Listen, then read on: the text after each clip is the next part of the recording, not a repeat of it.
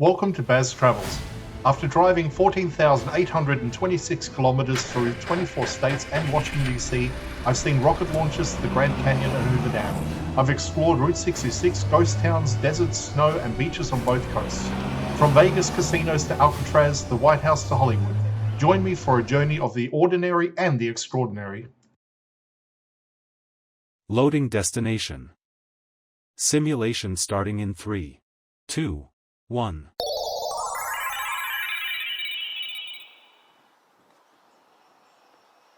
To look around, move your phone or tablet.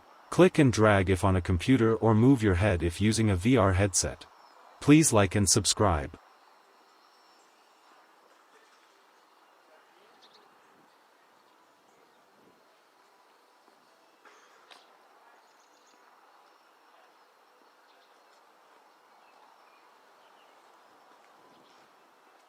We begin here at the small frontier church within the Boot Hill Museum grounds.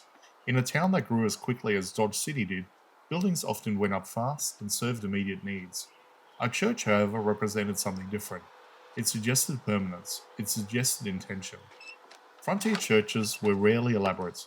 They were simple structures built with valuable materials, designed to gather people rather than impress them. But their influence reached well beyond Sunday services. They function as meeting halls, temporary schools, and in places where disputes could be discussed calmly rather than fought publicly. In communities without large civic buildings, this kind of flexible space mattered. In a town shaped by cattle drives, rail traffic, and transient labour, stability was fragile. Workers came and went, contracts ended, illness could spread quickly. A church offered a routine in the middle of that unpredictability. Services followed a schedule. Gatherings followed custom. Expectations about behaviour were reinforced regularly. That repetition helped reduce tension in a population that was constantly shifting.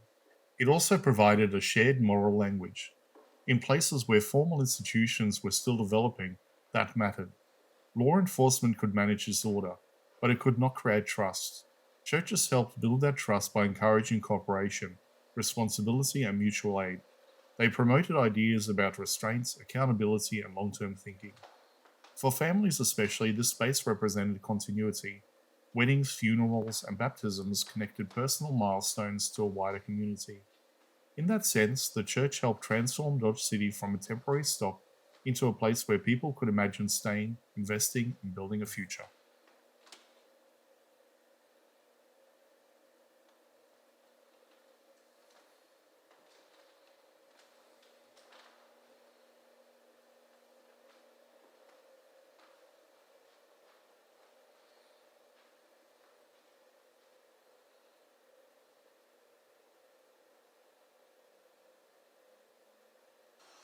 Now, just behind the museum, we see a modern response to the same idea of continuity, Boot Hill Distillery. This is not a frontier building. It is contemporary, commercial, and designed for visitors, but it reflects a pattern that has existed here from the beginning. Dodge City has always adapted its economy to changing demands. When one industry declined, another emerged to replace it. In the 19th century, cattle and rail created opportunity. Today, heritage and tourism do. The distillery connects local identity to modern production. It takes the Boot Hill name and turns it into a brand that can travel beyond Kansas, just as cattle once traveled east by rail. The product is different, but the outward flow remains. What makes this interesting is the shift in what visitors expect. Modern travelers do not only want to look at history, they want to experience it in ways that feel active and social. A distillery offers that. It provides a place to gather, taste, and participate rather than simply observe. It adds a present-day layer to a 19th century story. In practical terms, businesses like this also supported preservation. Visitors drawn to the museum stay longer, spend locally, and help sustain the wider area. The relationship is economic, but it also keeps the historical site relevant and financially viable. Together, the church and the distillery show two stages of the same story. One represents how Dodge City created order during its most unstable years. The other shows how it continues to reinvent itself while keeping that past visible. Both are forms of survival.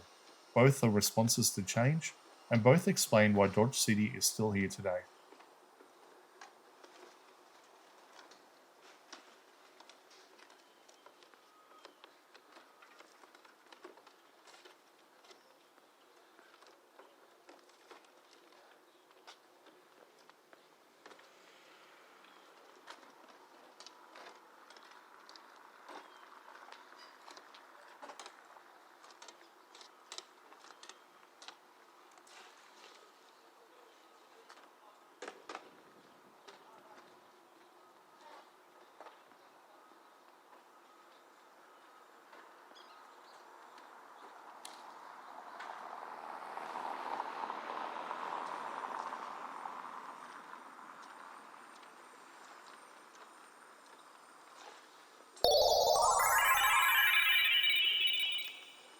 Simulation terminated.